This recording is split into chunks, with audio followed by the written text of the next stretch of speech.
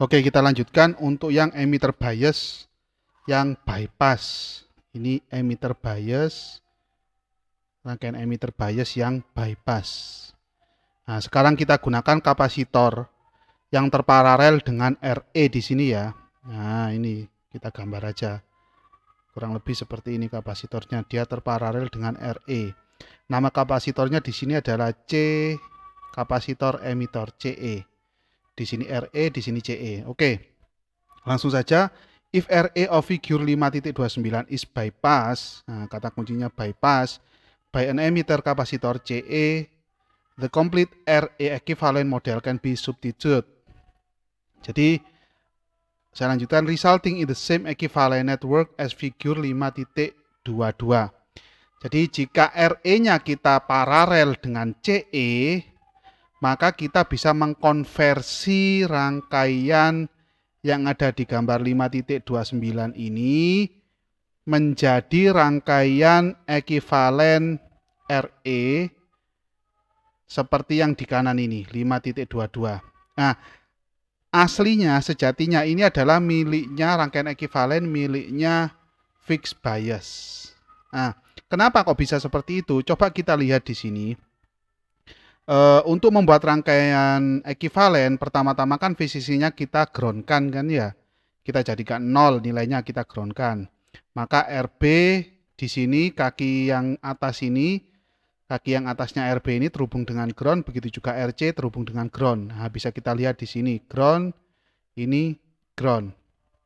Selanjutnya kapasitor, semua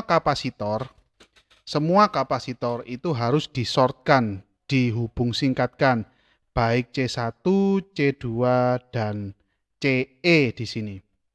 Harus dihubung singkatkan. Sama seperti teori sebelumnya, kalau RE terparalel dengan rangkaian ekivalen hubung singkat, atau RE terparalel dengan hubung singkat, maka nilai RE-nya juga hilang. Maka nilai RE-nya hilang atau sama dengan 0. Nah, RE-nya ini menjadi hilang. Nah, kalau RE-nya hilang di sini atau short, nah, menjadi short, jadinya short seperti ini. Nah, dia terhubung dengan ground. Maka rangkaian ini dengan memasukkan CE yang terparalel dengan RE, maka rangkaian emitter bias ini sama persis seperti yang ada di fixed bias. Maka rangkaian ekivalennya otomatis juga sama dengan yang ada di fixed bias. Nah, seperti gambar yang ini. Ada RB, ada beta RE, ada beta kali IB sebagai sumber arusnya, ada RO juga, dan ada RC. Sama persis. Begitu juga equation 5.5 to 5.10 are therefore applicable. Maka persamaan 5.5 sampai 5.10 bisa digunakan di rangkaian emitter bias dengan kapasitor bypass. Tuh. Seperti ini persamaannya. Oke.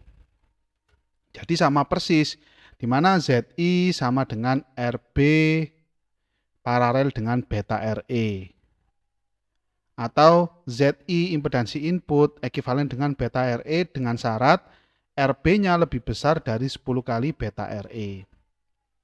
Sama persis, saya tampilkan di sini, impedansi outputnya juga begitu, sama dengan RC paralel dengan RO. Di sini rumus RO atau memasukkan resistansi RO sudah tidak menjadi momok lagi, sudah tidak menjadi hal yang mengerikan lagi karena terlalu panjang rumusnya, tidak, karena rangkaiannya sudah sama persis dengan fixed bias. Jadi nggak ada masalah, kita nggak akan berkutat dengan rumus yang panjang-panjang tadi. Kita hanya tinggal ambil saja rumus dari fixed bias. Jadi di sini kita menemui ZO sama dengan RC paralel dengan RO, atau ZO sama dengan, ZO ekuivalen dengan RC saja dengan syarat RO lebih besar atau sama dengan 10 kali RC. Gitu. Selanjutnya AV-nya, penguatan tegangannya sama dengan VO per VI, yaitu sama dengan minus RC diparalel dengan RO per RE.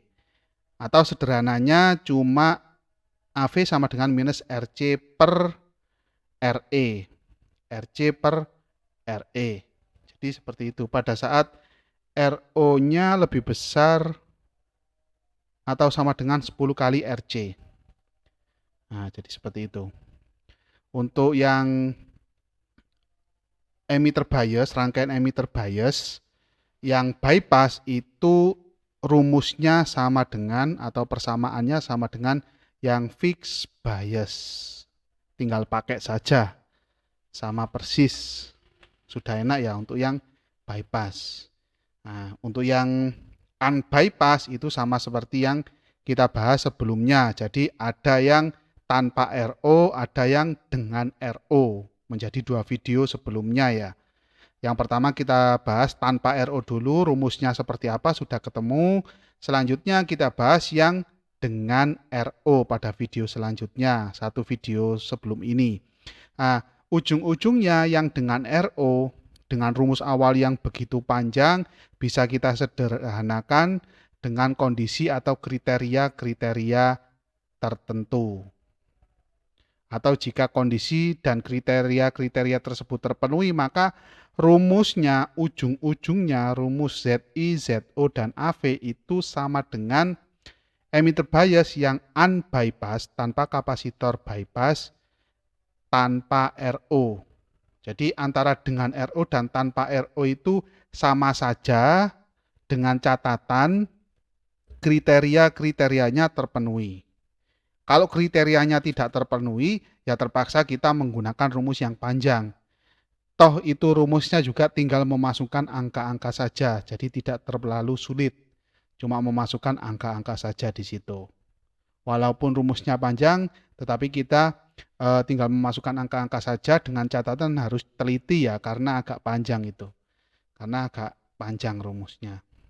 Jika kriteria-kriterianya terpenuhi, ya ujung-ujungnya sama dengan yang tanpa RO, yang unbypass ya, emitter bias yang unbypass atau tanpa kapasitor. Seperti itu. Oke, selanjutnya ada contoh ya 5.3, 5.4, 5.5, dan 5.6 akan kita bahas pada dua video selanjutnya. Terima kasih.